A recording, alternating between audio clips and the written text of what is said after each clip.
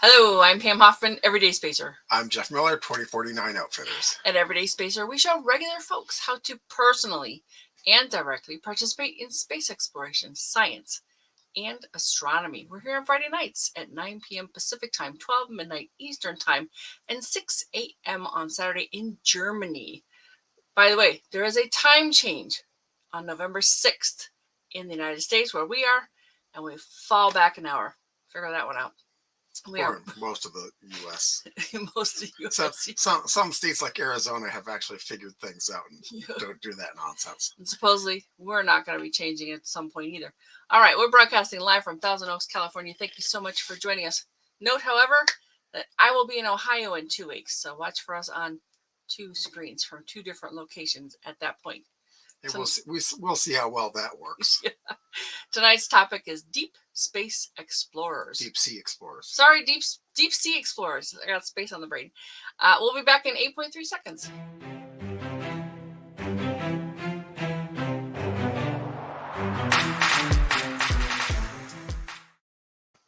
Tonight, learn how you can help them tune a neutrino telescope and do deep sea research at the same time. Jeff took the lead this week and will demonstrate Deep Sea Explorers. I did it right that time. A citizen science project on Zooniverse. What can you tell us, Jeff? Well, I can tell you that it's actually a really interesting project. It's Hi, Cliff. Hi, Cliff. It's actually pretty intense and complex. So we'll see how much we can get through. I think I can do justice to the whole thing, except for the last bit, which kind of has me baffled. So I'll let you know when I get to it. So a big juicy project you can sink your teeth into. Awesome. Yeah. And the really neat thing about it is that you're doing deep sea research while you're tuning the neutrino telescope to look at neutrinos from.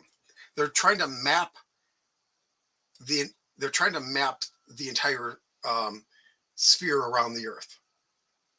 That's their goal, is to get a neutrino map of the sky, like we have a microwave background, radiation map. Sounds they cool. want a neutrino map, but they're currently still building the detectors.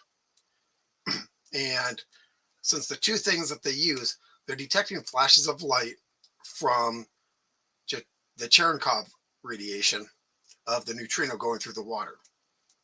But in the sea, and that's where these are, at the bottom of the sea, there are other sources of light. So they're trying to figure out what's a non-neutrino source of light, which is going to be some kind of life form, bacteria, plankton, critter. Yeah, it sounds a little bit like when they were trying to, discern the noise from LiDAR, for example. Right. They wanted to see this is a noise source versus the actual detecting. Right. However, the noise to the detector is actually valuable information to marine biologists. Very cool. How many of these are they gonna build? Do you know? They say 2. Only 2? How can you get a map of? Well, basically because the Earth moves. Okay. Now they will probably end up building more, but they're doing these at the bottom of the Mediterranean, which is probably easier to get to than, say, the bottom of the Pacific. Yeah. So they're going to have to build a few more, just because, they're going to end up getting a strip kind of like this around, around. Yeah. Just like a lot of the things we see when they do, they map other planets and stuff. And Janie has joined us. Hi. Thanks for amazing subjects. Welcome. Glad you're here. Yeah. I always learn so much from your events. Blessings to your whole community. Oh, thank you, Janie. And we really love you being here too. Yeah. And so the detectors are detecting the light. However, they use sound to triangulate themselves so that they know exactly where they are, because they're in the water and the water moves. Yes. So they're essentially using sound to position each detector. Okay. And so they need to get rid of sound noise. And the 2 biggest sources of noise apparently in the Mediterranean are humpback whales and short-finned Porpoises, right? Bottlenose. Yeah. Bottlenose, yeah. That's what I thought I read. Yeah, something like, we'll get into it and they'll say, but those are the two that we're looking for. Plus Marine we're looking mammals. for regular noise. Okay. Now I will say that the photo detector section of it is much better than the audio detector. Okay. And it's the audio one that I had a little bit of trouble with. So I'll show it to you. It might be really darn obvious to some of you guys. It wasn't to me, but we'll get into that. So maybe this would be a good project to see if any of the folks on the team would be willing to come and talk to us about it. Yeah. So, okay, let's go back and, bioactivity of the deep sea. They're selling it as, figure out the bioactivity of the deep sea, but it's really just getting rid of that bioactivity noise for their neutrino detector. I love it when there's a twofer, though. Yep. And so there are two different, tracks to this, like there are in a number of them. Okay. Bioluminescence and Bioacoustics. Nice. And I'm much happier with the bioluminescence one, but so we'll see. And this is an example of the bioluminescence. And now this has been running for a very long time, like for about a year. Oh, wow. And they're saying 0% complete, but that's because we're on phase 2. Ah. I didn't find out until way deep into reading this that we're on phase 2. Okay. And apparently phase 2 has a lot more data than phase 1. All righty. And my suspicion is that the easy stuff was in phase 1 because I think that they have trained their algorithms to find the easy things that they found in phase 1. Okay. That's my suspicion. But a lot of these the people are training the computers how to distinguish, because the computers aren't very good at certain things like that. Right. People are a little bit better at figuring out patterns. Pattern matching. Yeah, we do good at pattern matching, yeah. So weird that the people are teaching the computers. Yeah. So go ahead. Oh, yep. Sorry. Yep. So as you can see, there's 1,420 volunteers. Now this number is probably underreporting because you only count if you're signed up. And a lot of people will come in and do a few and then they'll go away, but they count as far as help, but they're not they get work done, but they're not counted in this number. Yeah, they're not the volunteers. So this is how many classifications there are, and this is how many subjects there are. And this is how many have been completed so far. Wow. Well, because, they don't want to take the risk of someone, being wrong. So they get, at least 20 people, oh, hey, Michael. Hi, Michael. They Thanks for joining us. At least 20 people per image, per data point. Yeah, that's pretty typical. Yeah. 15 to 20. Yep. So that they kind of check and balance each other. Yeah. Now it's called the KM3 net. And that's because kilometer cubed are the units that they're doing for this detector. Okay, so the detector in the water is a kilometer a side. That's width, length, and depth. The small one is a kilometer per side. Okay. Oh, kilometer 3 is 3 kilometers, right? No, kilometer 3 is kilometer length, cubed. width, height. Yeah. Okay. All right. Yeah. So, and they've got 2 of them, and they're looking for the Cherenkov light that basically it's the blue glow that you get off of radioactive sources. Okay. And we'll get into that a little bit more. Also, and a lot of light comes from bioactivity. Is that bioluminescence, basically? Yeah. Okay. Yeah. And so we're there to figure out what's bioluminescence so that they don't have to worry about it.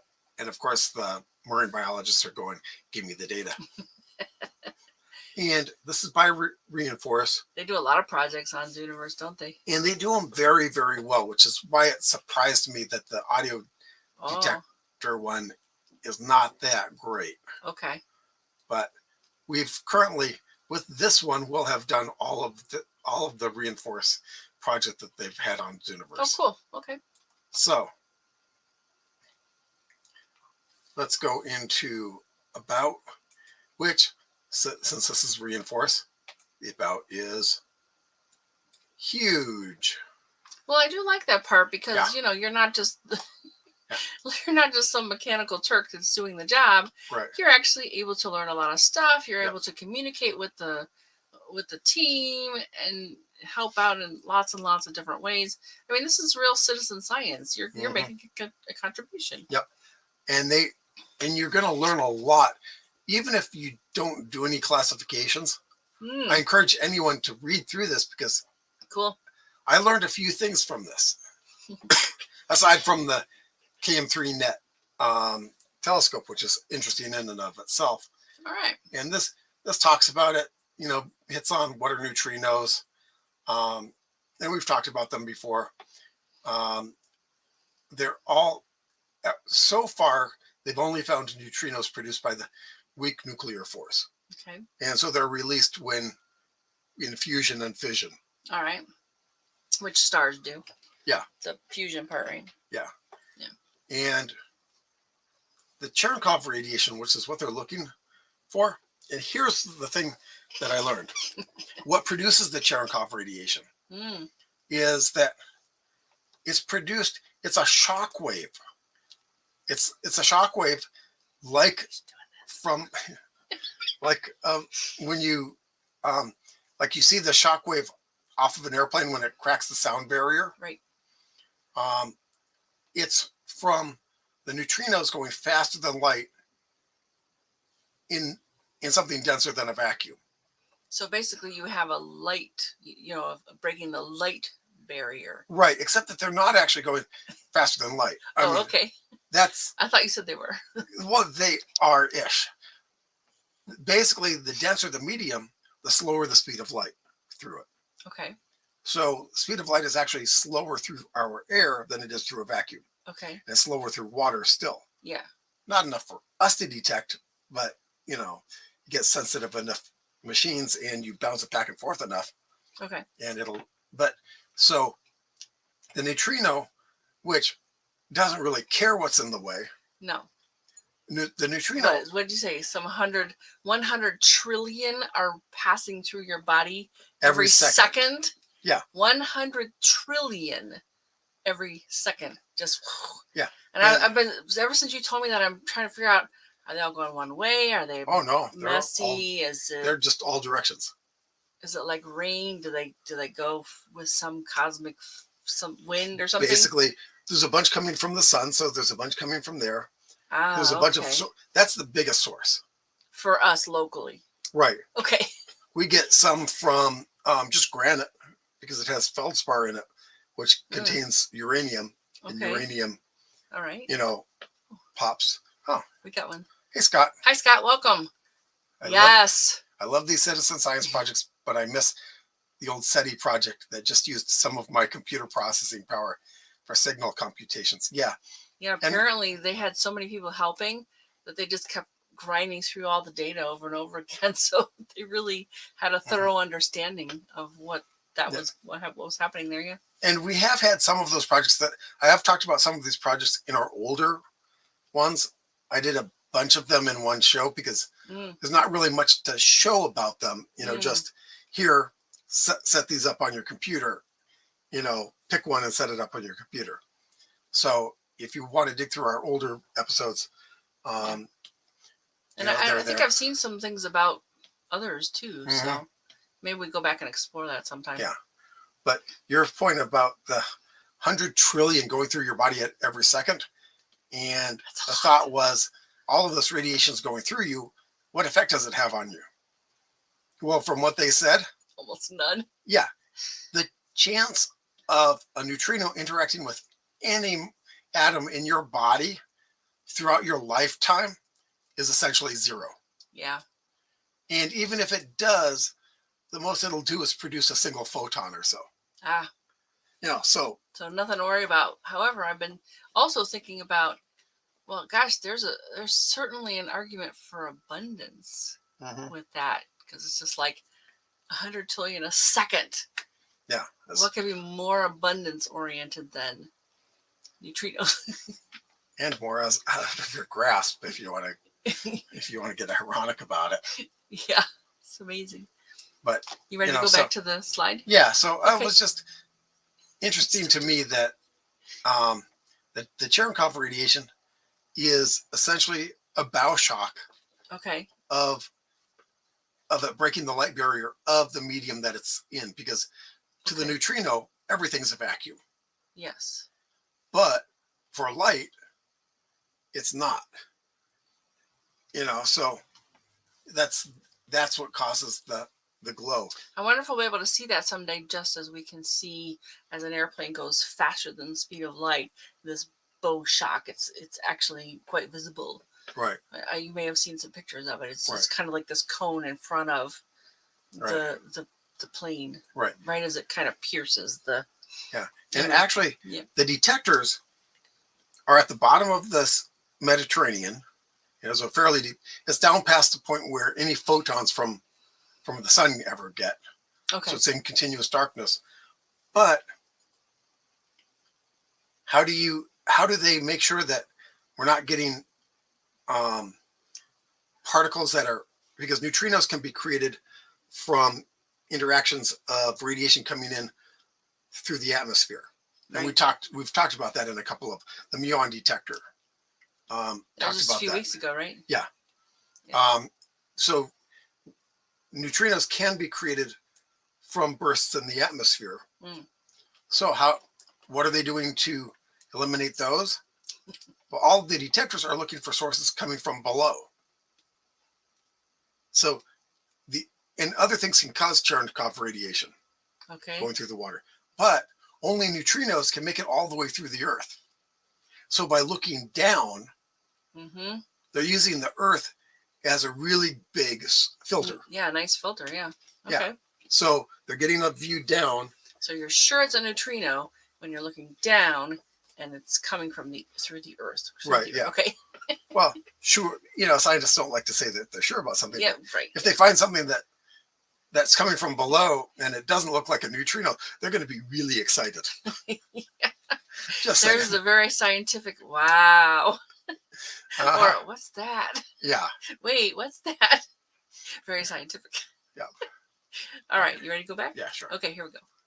Okay, so we covered I covered a bunch of this stuff already, but the light and the acoustic noise is what they're looking for. All right. And this is a very short. And again, it's to eliminate things that aren't what they're looking for. Okay. And so they're not only trying to map sources of neutrinos. Maybe find new ones. If they find a source that isn't a star, because stars produce neutrinos. Okay. What else can produce neutrinos? If in that spot under the Earth at that time, there wasn't a star pointed at there. Okay. Then they go looking. There's a lot of stars out there. It's hard to believe it wouldn't be a star. Right. But if they can get in some direction through the Earth. But if they can get a microwave background radiation map thing of neutrinos, it could show sources, peak sources that don't correspond to nearby objects. Oh, interesting. I see we have another comment. Ron, thanks so much for joining us. I don't know, neutrinos may not be as harmless as we first thought. Ooh, after all, everyone who has been exposed to them has died or will die. Interesting point. I'm not sure there's a way to get around it. Yeah. With 100 trillion passing through you every single second. Yeah, and given the fact... What's going to be your shield? They go through the Earth. Yeah, exactly. But I like it. That's interesting. Yeah. So, they do give a deep dive as to what a neutrino is and the 3 flavors of neutrinos. Okay, I didn't realize we had a flavor thing going on here. Oh, Ron asked a very good question. How do they detect them? Have you covered that yet? Or I mentioned will it, you but cover that? yeah, I mentioned it early on. But okay. When the neutrino basically goes through water, if it hits anything, okay, that's why you're not detecting very many of them. If you think of that 100 trillion of them go through you every second. Yeah. There's a lot of neutrinos there. Yes. If they caused the water to glow, the water would, all of the oceans would be glowing all the time. Okay. But on the off chance that one of them in a second hits something in that kilometer cube, then it'll produce a flash of Cherenkov radiation. Okay. Which is a flash of bluish light. Okay. And that's what they're detecting. That's what we're looking for, the Cherenkov radiation. Yeah. There is no way to actually detect an actual neutrino. Okay. Just like if it breaks up, you can detect the byproducts of it, and that's actually how they found the first neutrino. Right? Yeah. They would see the remains of the in fact, path. That's in here. Oh, good. Cool. That's in here. I like that stuff. But so they don't see the neutrino itself. They just see a burst and particles coming off of it, and by piecing together the particles, they determined that was a neutrino. Yeah. Okay.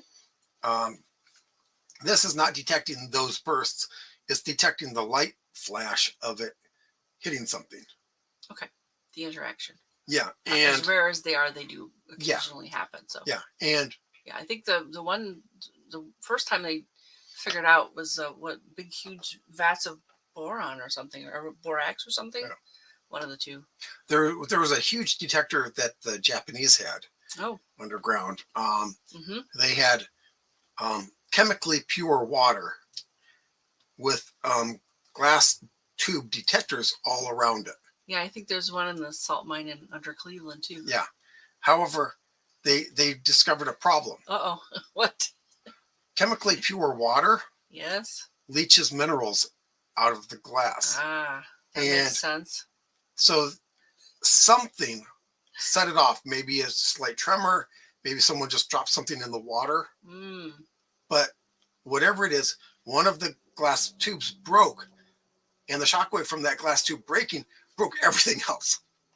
Whoa. It cascaded. It was a cascade failure. Oh, wow. Okay. Yeah. So they learned not to use chemically pure water.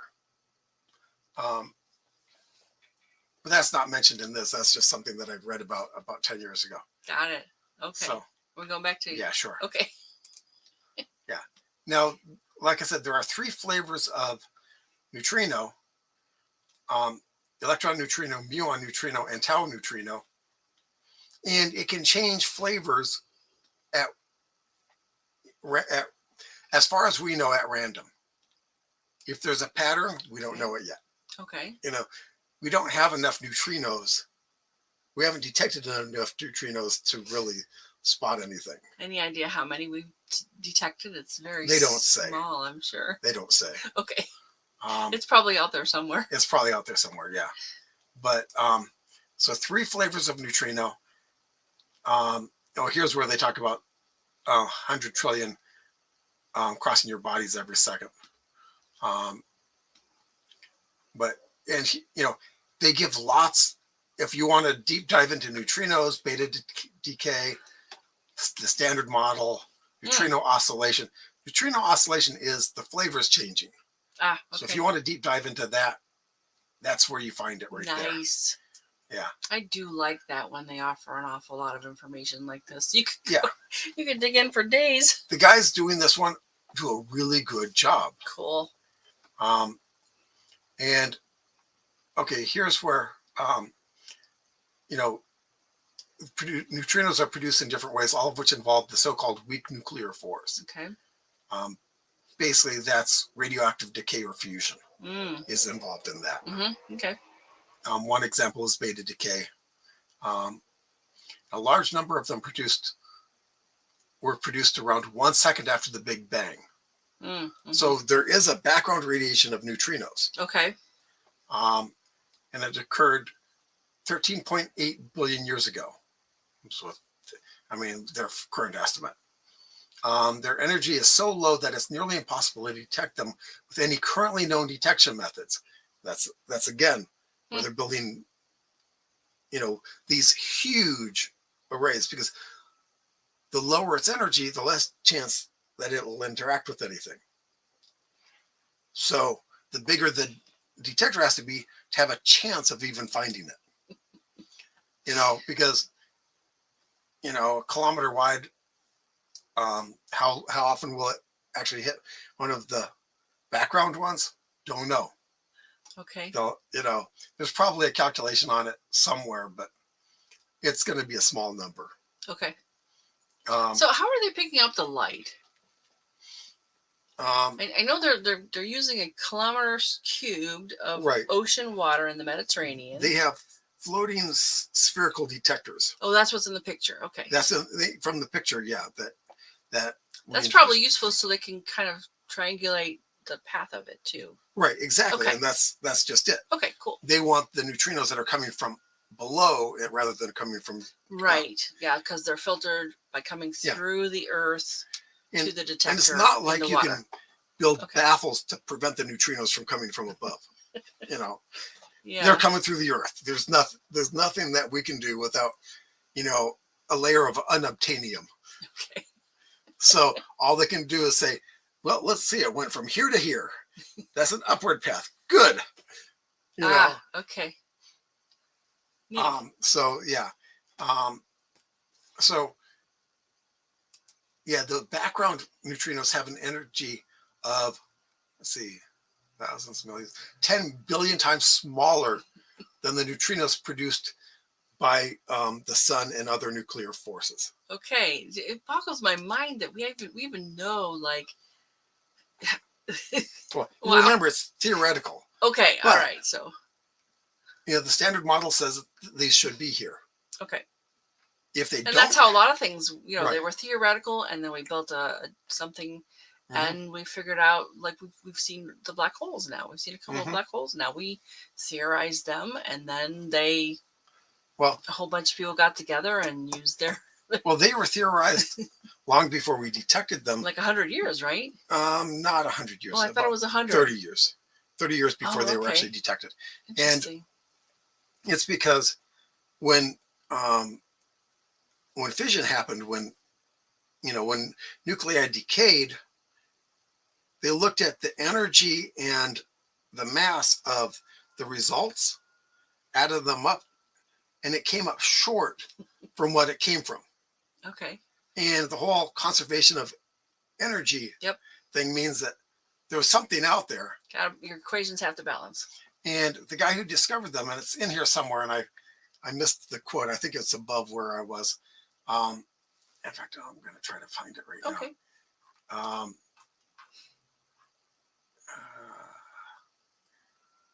No, I'll look for it at some point if I see it. Oh, yeah, here it is.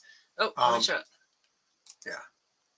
Right there. Wolfgang Pauli postulated the neutrino in 1930 in order to explain the apparent non-conservation of energy in beta decays. And he also postulated that the neutrino would be very difficult to detect. And he said, I have done a terrible thing. I have postulated a particle that cannot be detected. Yeah. He was almost right. In 1956, 26 years later, the first detection was made by Clyde Cowan and group. And now in 2020, almost 70 years later, we know a lot more about neutrinos. So it took 26 years to build something to find the neutrinos that they knew to look for. Got it. I was actually thinking in terms of the black hole. I think it was Einstein who decided there's probably something like that at the center of the galaxy. And I don't know that he said that it was at the center of the galaxy. Okay, just that they could exist. Okay, maybe somebody out there knows. Yeah. And basically, if you get enough mass, that's what's going to happen. Okay. All right, but I think that's what took 100 years to actually detect. That's what I was talking about. Okay. Yeah. All right. And so, where do neutrinos come from? A non-exhaustive list of product origins, basically because we don't necessarily know all of the origins of neutrinos. Okay.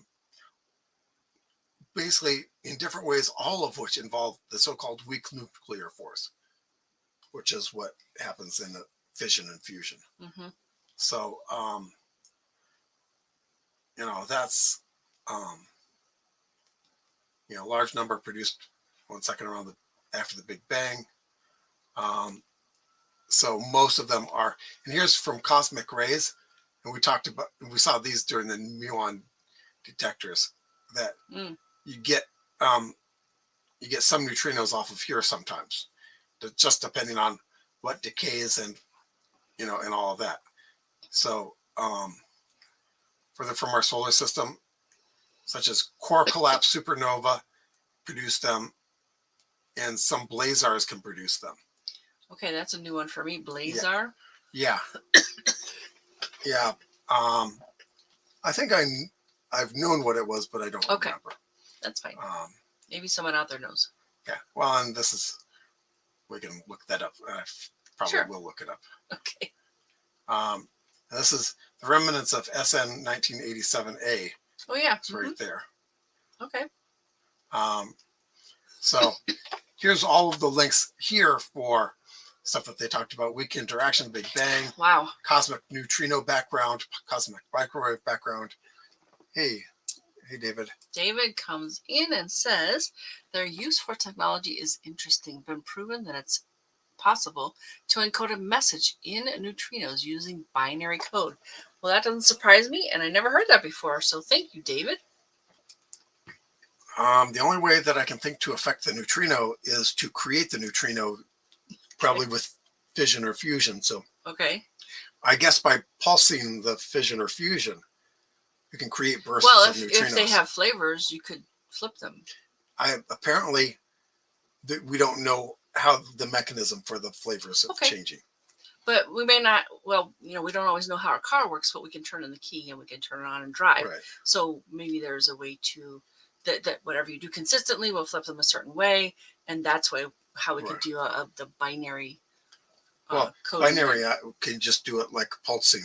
Right. Like, say you have a fusion reactor that you go bip, bip, bip, bip, bip. Every time it bips, it'll produce neutrinos. Okay. And so you have to have the detector that's gonna. Yeah, you'd have to have a detector for neutrinos. The gears are turning, David. Thank you. All right, so you got some more links over there. Oh, we got one from Cliff. Yeah. Let's read this too. Cliff looked up the meaning of blazar as a region at the center of a galaxy that emits extremely powerful jets of radiation in the direction of Earth. Thank you so much. I did not know that. Oh, so it's interesting. It's in the direction of that's Earth. because we're detecting them. That's why it's a blazar, because it's a big source, because it's pointed toward us. All right, and David comes back with, whoops, I thought I clicked it. Sorry. I guess their deep penetrating power could be used to probe, for instance, below Europa at all. Ooh, I like that idea. Possibly. We really don't know how going through something actually affects neutrinos, except maybe you get a few fewer. But we can detect so few of them that go through the detector. I think we're far away from that. Okay. I think that it's possible that we could end up being able to do that. But we're nowhere near there. We're still building the kilometer. It's still in the process of building the kilometer cube array. Okay. So, and that's just it. As they're building it, they're looking at these other light sources so that they can basically get them out of the mix by the time they're fully functional. Okay. How can we detect neutrinos? Well, this was the first neutrino event, or no, not the first one, but this was 1970, so afterward. But this is that a bubble chamber? This is a bubble chamber, and the swirly patterns are charged particles, and you've got neutrino transformed into a mu meson, and so this is where the invisible neutrino hits. A proton goes this way,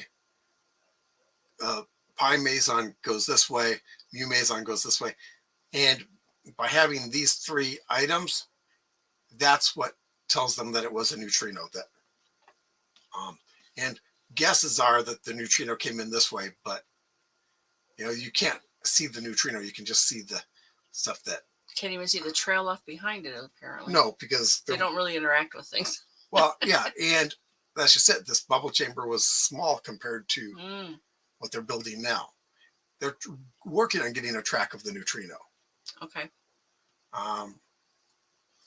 So, this, and they do talk a lot about the bubble chambers. Cool. And the fact that you can't see the track. And they talk more about the Cherenkov radiation, which this is off of a nuclear reactor. Mm. And this is just the radiation going through the water. And that's the water, that's the blue.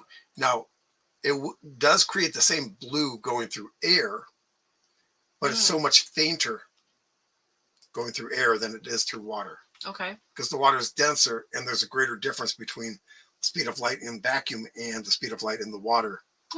So it's much more pronounced there. Okay. So, and like I mentioned, for the people who might have just shown up, the Cherenkov radiation is from the neutrino essentially breaking the light barrier of the medium that it's going through. So the neutrino is always traveling as if it's in a vacuum.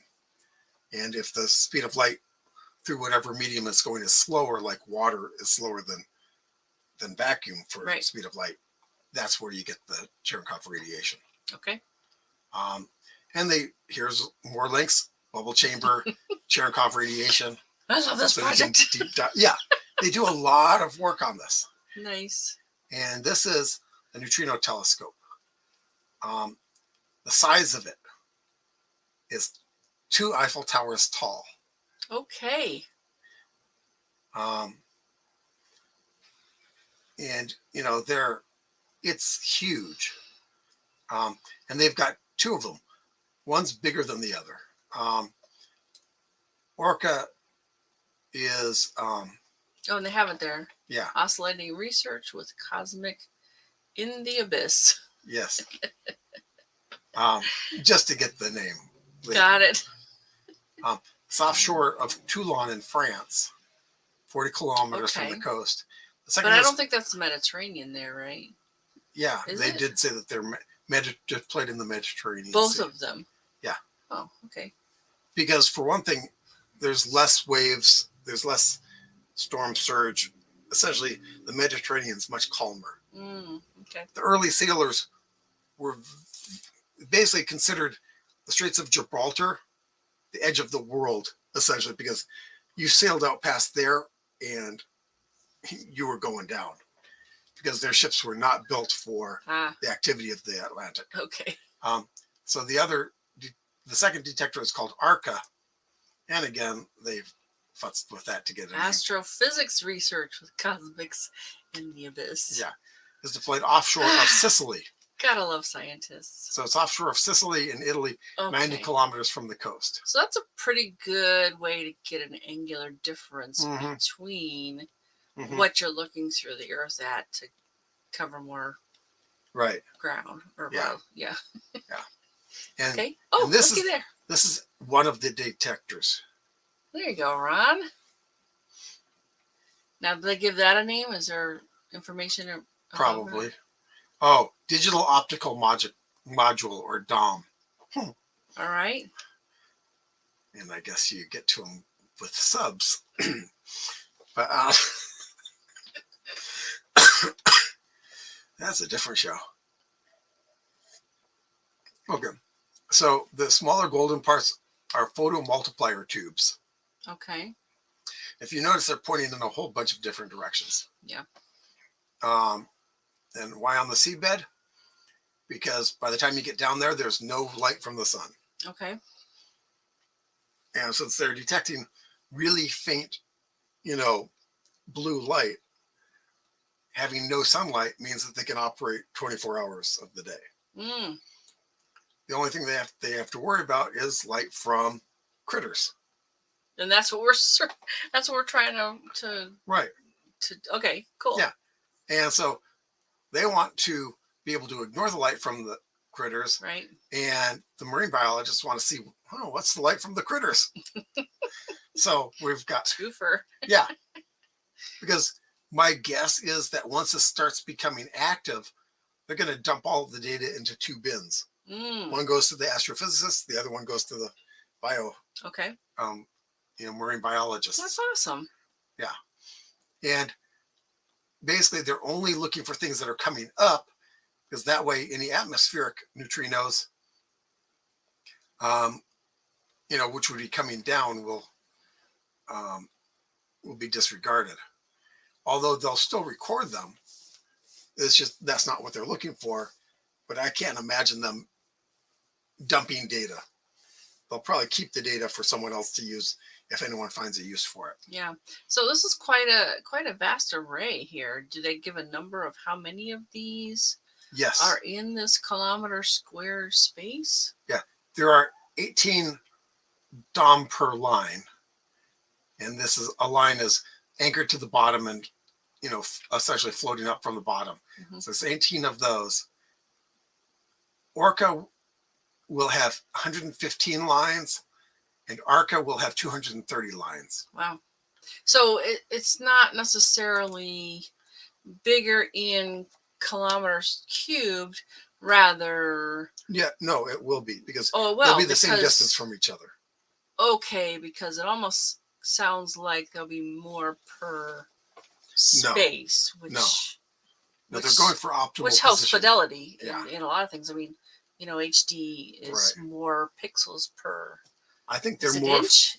I don't know what they measure the pixels by. I think they're more for gathering as much as they can rather than getting as precise as they can.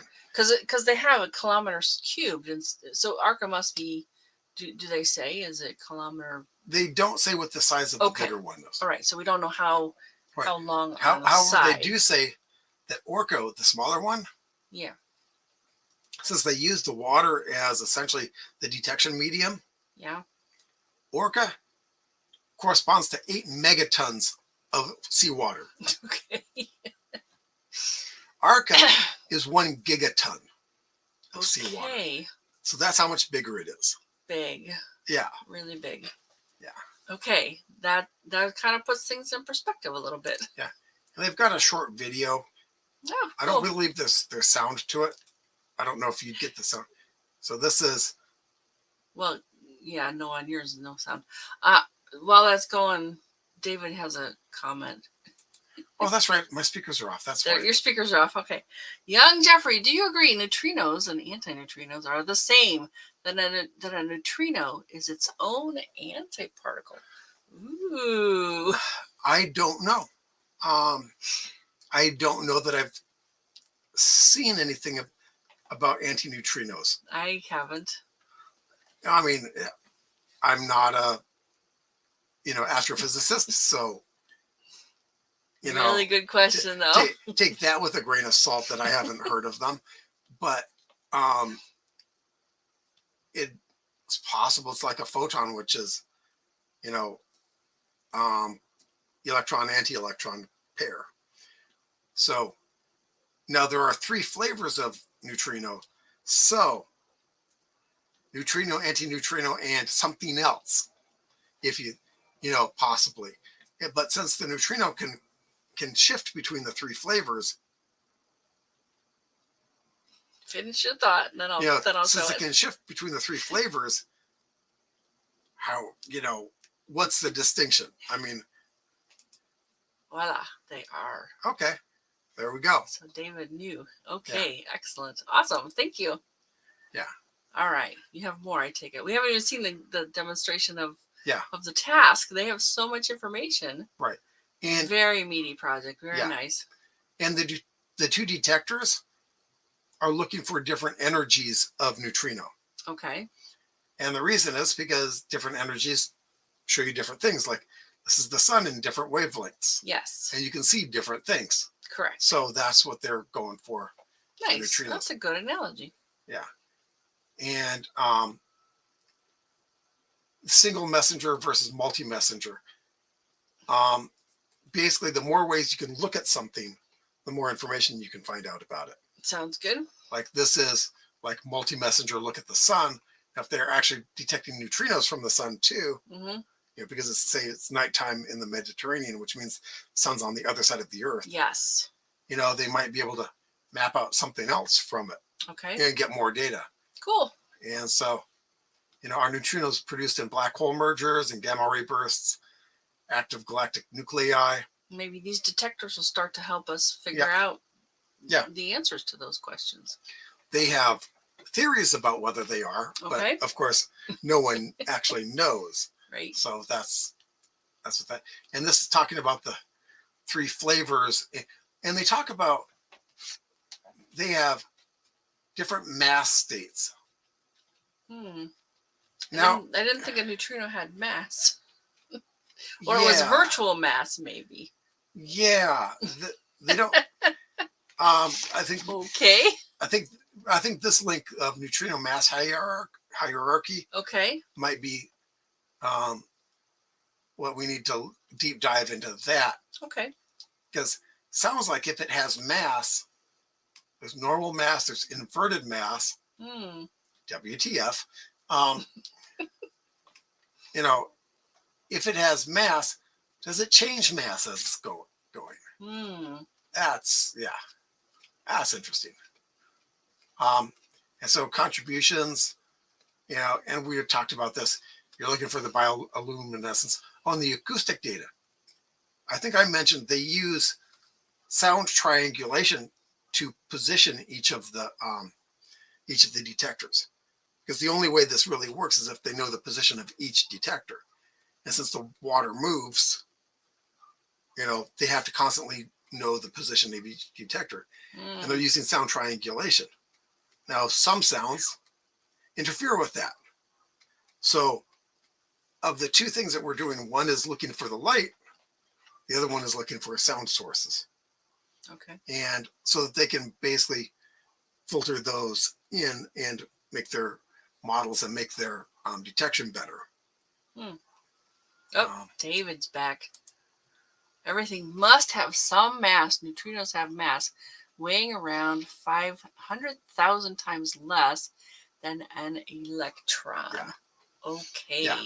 Except that the way they talk about it sounds like the mass. When they go so fast, do they also have virtual mass? Yeah. Yeah. That's what I want to know. Yeah. Because that would help explain the mass anomaly, which is a big thing. And possibly if there are enough neutrinos. Yes, and there's certainly a lot of neutrinos out there. We don't quite know what. They say it's not mass anomaly. That's what I say. Dark matter. Yeah. Dark matter is what you typically hear. Right. And other particles that do that. Don't know. We haven't detected them. Texas. Hey, Tex. Welcome. Thanks for joining us.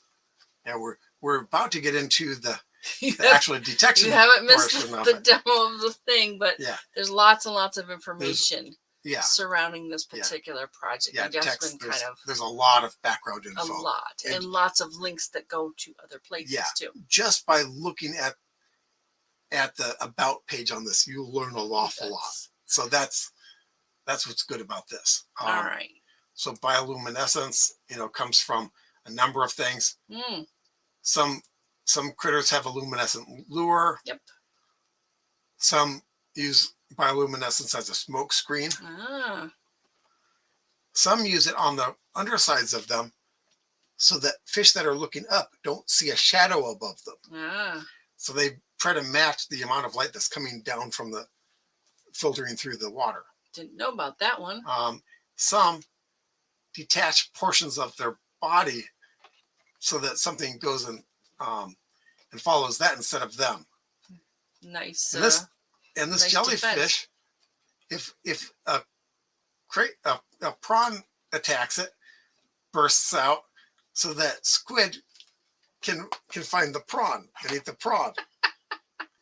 I mean, that's okay. So not exhaustive, but those are some of the sources of bioluminescence. We got another comment. You ready for this? Sure. All right. Dave says neutrino are an enigma wrapped in a puzzle with a question mark tacked on the end. Yeah. I will agree with that completely. And the whole problem is that we just don't know enough about them. So we're trying to fix that. Yep. And that's what these detectors are. You can help. Yep. Yep. So this goes on to talk about the bioluminescence and bioacoustics, sperm whales and pilot whales. Pilot whales, there it is. Okay. Yeah. Short-finned pilot whales. Apparently these are active in the Mediterranean. I didn't know. Oh, learned something else there too. no, interesting. So Doesn't seem like it's big enough to have whales, but if these are small whales, yeah. And so this is a sperm whale click, and okay. and so they want to isolate these so that they can get them out of their Right. position, their acoustic positioners. Okay. And so there you go. This is all of the about. Wow. And text, just take a look as I'm scrolling back. That up is there. awesome. Yeah. So if you like this kind of thing, yep. guess what? And they've got a fairly big team too. Oh, and from various places. Wow. These are. Oh, France does have some Mediterranean. Yeah. Border. Okay. Yeah.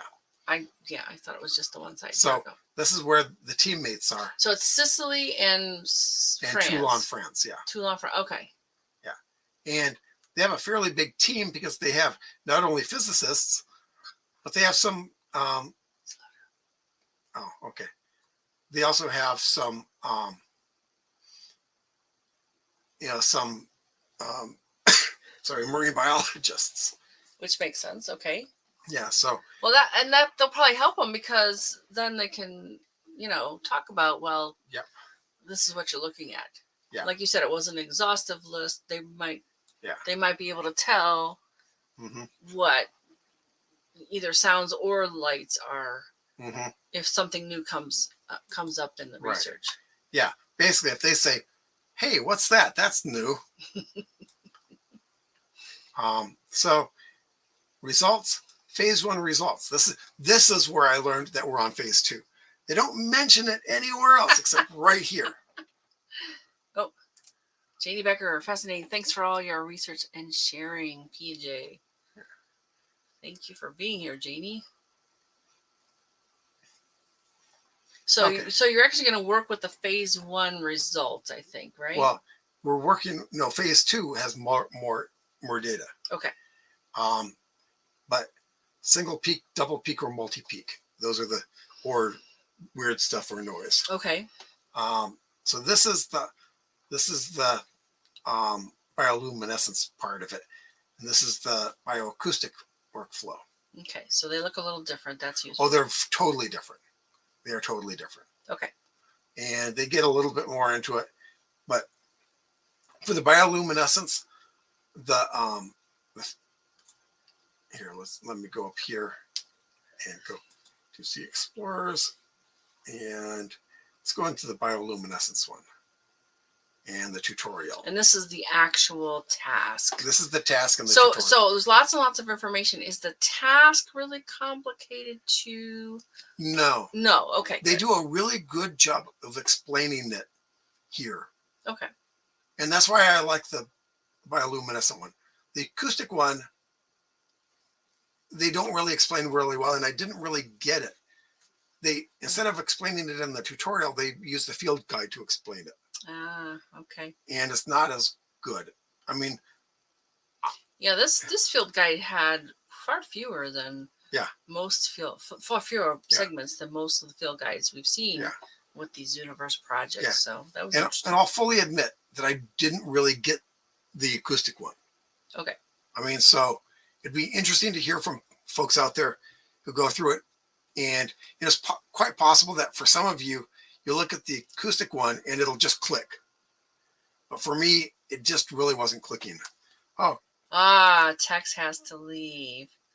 That's fine. Okay, yep. Yeah, that's what the replay is about. Yep. Thanks for being here. All the same, I know you've got an important job out there. Okay. Bye-bye. So, but here's a tutorial for the acoustic or for the bioluminescent one, and it's really good. Cool. Welcome to, they reference the about page, which tells you a lot about it, but doesn't tell you how to do it. But what we're looking at is 120 seconds. Oh, wow. Okay. So 2 minutes, basically. And so,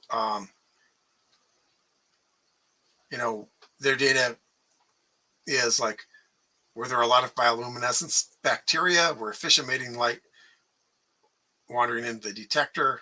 Because of course it's not caged. It's not, there's no box around it. Right. They're just floating out there. Yeah. So the more they can find out about the other sources of light, the more they can focus on the neutrinos. Mm-hmm. And so we're looking for 1 peak, 2 peak, multi-peak, and weird. Okay. Weird's always good. Yeah. And they'll go in. And our job is to tell it whether it's 1 peak, 2 peak. Oh, hey. This is deep stuff. Yeah. Thanks, yes, David. Thanks, Dave. So this is a 2 peak. So first you identify whether it's 1 peak, 2 peak, multi-peak, whatever. Okay. And then you draw a box around it. Okay.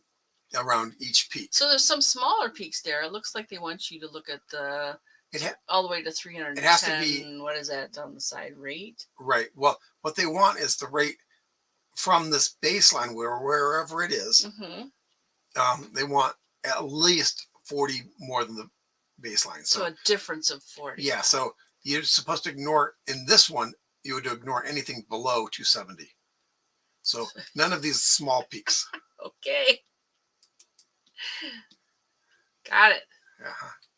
So, and they want you to go from the beginning at the bottom to the bottom at the bottom, and then up to the top. Okay. You know, the peak of it. And this is a 3 peak. Okay. And, you know, again. So those smaller ones are not a difference of 40. Right. What is that on the side? Rate? I can't quite read it. Hertz? It says rate in hertz. In hertz. Kilohertz. Okay. Kilohertz. Okay. Yeah. So this, you're looking at basically a 210 baseline here. So anything under 250, they don't care about. Hmm. Because my guess is that they already know those sources. Okay. Or another guess is that a neutrino will never be lower than that. So, okay. Yeah, so you don't have to worry about it. All right, but this is the task, so. Yeah. This is what they want you to do. Find these with a big difference. And this is one of the weird ones. This is not really a peak. There might be a peak here, but this is, not a peak. So. Okay. And here's the thing. Anytime you label something weird, it goes in a bucket for them to look at. But you are helping because you're finding those in the first pass. And do they say this has got 20 people looking at it at a time? At each They don't one? Actually say that. They've said it in others. Yeah. They've said it in others. So there's probably quite a few people that are looking at each one of these to sort out any weirdness. They do in the field guides. They talk about X%. In the results, they talked about X% showed that it was 1 peak. X% showed that it was 2 peak in one of them. Okay. So, so they do percentages. So this is a multi-peak, and they're looking at just marking all of these. And remember, from the bottom of the beginning of the peak to the bottom of the ending of the peak, and they recommend starting at the bottom and then raising up until you get to here. And here are like I said, the bottoms must correspond to the baseline here, wherever it is. If there's multiple baselines, pick the one with the most dots. Okay. Top must correspond to the peak data point. Okay. And the width must be, edge to edge at the bottom. And they do talk about start at the bottom left, go to the bottom right. Well, that's great. So this is a well-drawn rectangle. And remember, like any of these from Zooniverse, you can always grab a side and move it. Okay. Or grab a point and move it. So they're repositionable. You can position the whole thing, move aside, or delete it. The X is the delete, yeah. Yeah. Cool.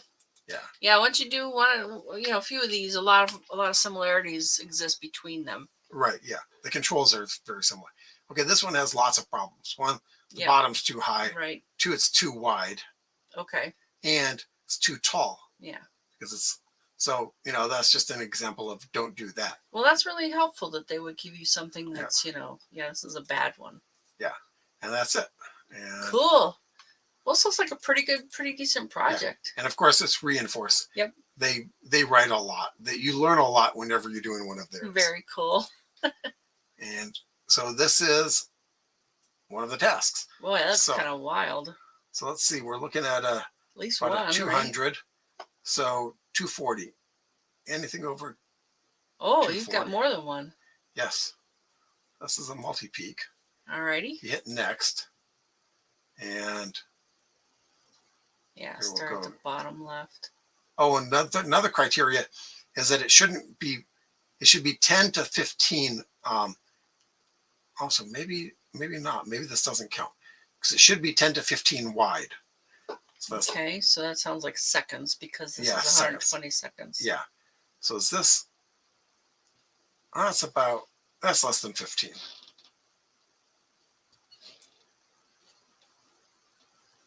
Oh, okay. So you got to stop right at the top there. Yep. And then this one. And again, don't worry too much if you do these. There will be many other people doing the same image. They will be.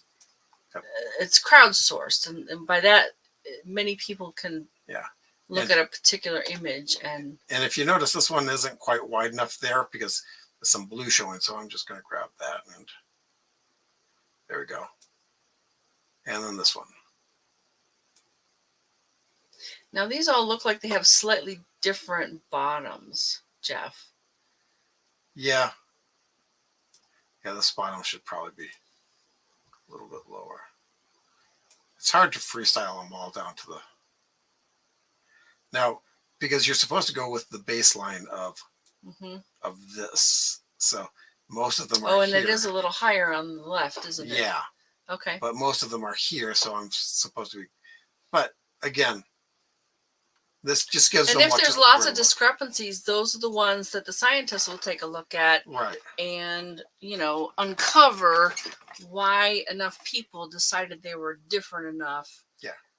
And so they don't have to do millions of... Right. So I'll have done on there. And here, this one's fairly straightforward. If you notice, there's only one peak, really. The rest of these are... This one may be barely, but some people will mark it, some people won't. I won't mark it.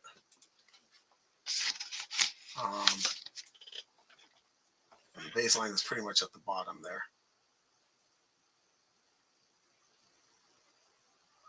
So there. Looks good. And then done. So that's it for the first task. The field guide has a little bit more about bioluminescence, multi-peaks and 2 peaks, but it's just basically a reiteration of, oh, and here's an example of weird right there. If you notice, it's just a mess. There's no real base of anything. Right, yeah. So that was the bioluminescence. Like I said, it's fairly straightforward. Now the bioacoustics. Okay, if you notice, very few actual slides. Welcome to Deep Sea Explorers, etc.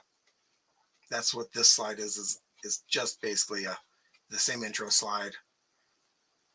You can help us by recognizing the clicks shown in each sample of a sperm whale click, a short-finned pilot whale click, pure noise, or something else. Now, you need the field guide for this one because in the tutorial, they don't show you what a sperm whale click looks like. They don't show you what a short-finned pilot whale click looks like. Okay. And the clicks are their echolocation. They don't even say that in this, but I happen to know that the click is echolocation. Yeah. So it's not a great tutorial. It's okay. That's too generous by saying it's not a great tutorial. It's a really bad tutorial. Okay. The field guide is the tutorial for this. So yeah. Well, we've seen them when they had a lot of information in the field guide, kind of more helpful than the tutorial. So but not exactly news. Right, but this is. I will go through this some more. This shows you the screens that you look at. Top row, a time window of 20 milliseconds. Wow. bottom row is a time window of 6 milliseconds, basically zoomed into to the middle. So the bottom row is this essentially. And the left column is waveforms at the top and spectra as a function of time at the bottom. So this is waveforms and this is spectra. So it's definitely trickier right there, how much information and how different. And the right column is the power spectra. Okay. Which I don't really know what that means. Frequency, so these are, I don't know. Like I said, I didn't really get this one. Okay. And for some of you looking at this, it might just click. And then here, the last two are just, don't forget there's no real wrong answers and there's reinforced. So that was the tutorial. It's not much of a tutorial. Maybe someday they will work on it. I hope they see this, and or maybe someone can come on and explain how that's supposed to work. That'd be cool. But this is the field guide and the general help. Now this is a tutorial. Oh wow, they could have had that in the. Yes, they could have had this. This is what a sperm whale click looks like. Alrighty. And this is what a short finned pilotfish click looks like. They definitely seem different. Yeah. And just noise is just anything that's not that. Yep. Or something else. And just noise versus something else. Seems similar to me. Yeah, except that I guess here they're calling this a buzz. Oh, what's Janie? Janie's got to go. Thanks for joining us, Janie. And good luck with your projects. I know you have a big day tomorrow too. Yeah. Okay. Yeah. Thanks for joining us. Likewise. Okay. So, this is go through the plots. They explain what these charts are, but again, I didn't really get it. But, like I said, this probably will click for people better than it does me. And then they go into bioacoustics of sperm whales. And again, do they explain it? No, they have a boatload of samples, which is probably good. But you don't even say what the examples are of. Right. Are they all These are all sperm whales. Sperm whale, but they look so different. That's just it. I don't know what I can do with this. Wow. So I didn't even try to classify any. Man, there's a lot of these too. Yeah, and if you notice that this, we're not even halfway down. Yep. Now do they have text at the bottom? Nope. They have 80 examples of sperm whales. Oh my God, and they look so different. Well, I guess that's their language, basically. You're looking at the language of the sperm whale there, it sounds like. And just like different people have different sounding voices, different sperm whales do. That makes sense. And so here is the pilotfish. And even these, like, this one's looking a little bit like a sperm whale, except that the peaks are it's a little bit broader peak there. Wow. But it's getting long enough to, and look, and like here, and like here, those are looking a little bit, but,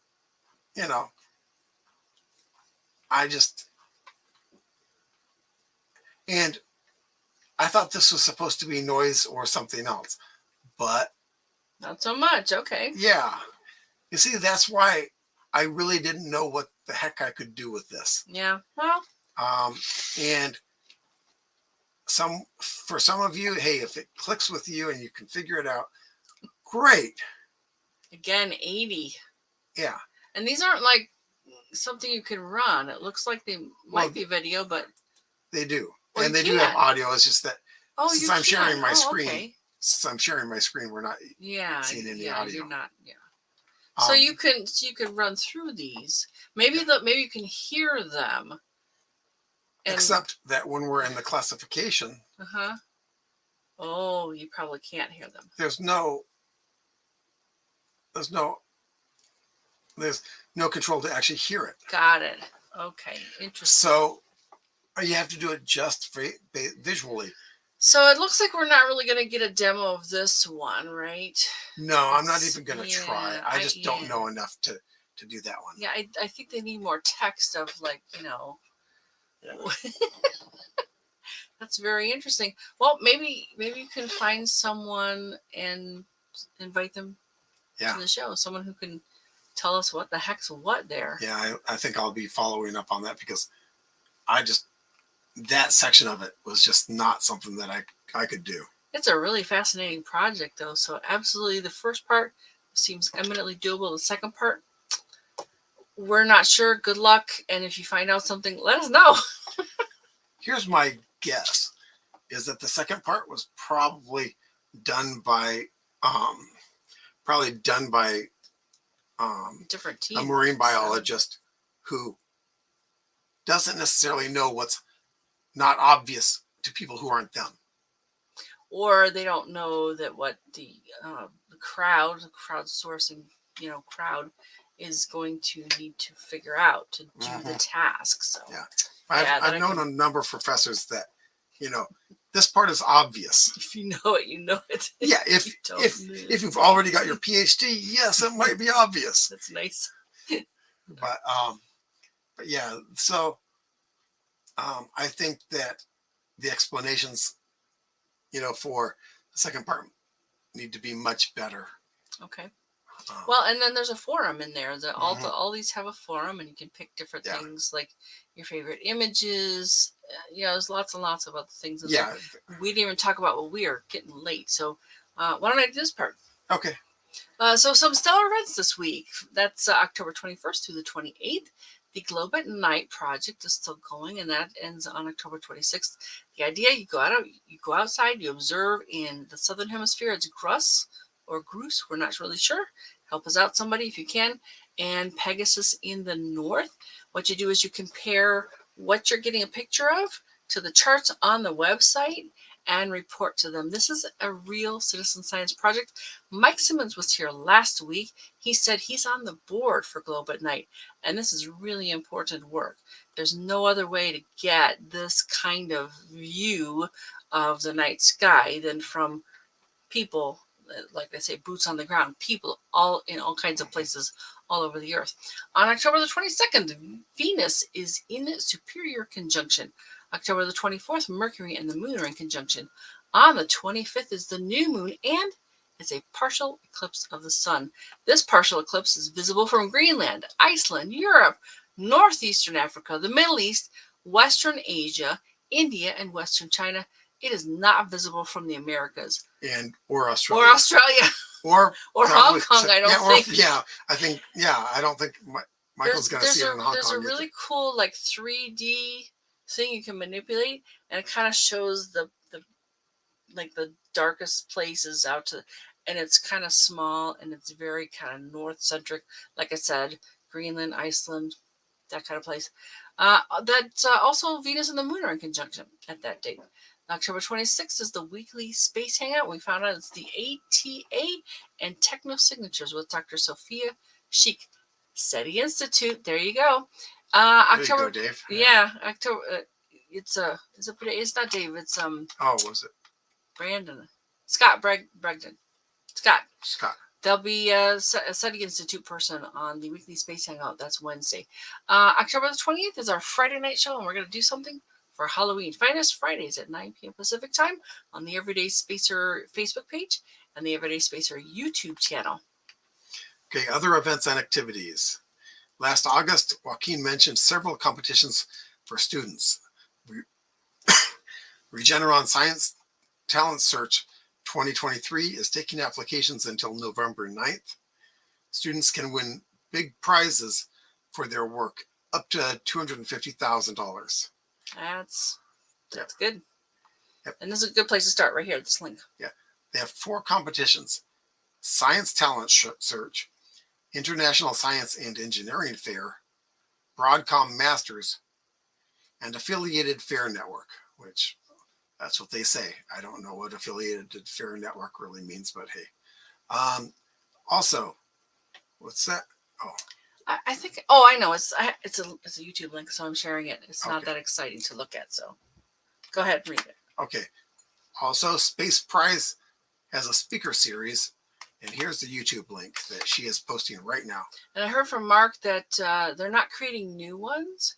Of course, they are archived still, so you can hear the ones from before. But yeah, they're taking a pause right now. They're not creating new ones. Okay, so not like they're not creating new ones ever. They're just not creating new ones right now. Correct. Okay, good. Okay, also Space Education Symposium. The symposium is November 12th, and it's a free online event. That's a Saturday here in the United States. Yeah. Might be Sunday for you in Australia and Hong Kong. Yep. And it's hosted by Human Space Program. It's Frank Waits involved. Mm-hmm. Space Edu. Oh, they had. Oh, you have the link up there. Okay. Yeah. Good. Yeah, that's the link. Also, the 4th round of Nominated Student with Perseverance opened October 3rd and closes October 31st. 6th through 8th grade students in the U.S. public, private, and home schools are eligible. And they have some pretty cool awards. I'll take over. So if you or someone you know has done something interesting involving space exploration, science, astronomy, we'd love to share our live. Join us again next Friday, October the 28th. We are going to talk about spooky science. And I don't know what that is either. We're going to find out. But there's definitely one thing I want to delve into a little bit. Ball lightning. That sounds very spooky. And I know someone who's seen one. All right. If anyone else has any more comments, we will continue to look for them after the show. Thank you so much for joining us. Janie and David and Cliff and Tex. Tex was here. Scott was here. And Ron, thanks for being here. Michael, thank you so much. I think we got everybody. Yep. So, folks, you have a great week. We'll see you next week. And we'll talk about spooky science. Good night. Yep. Good night.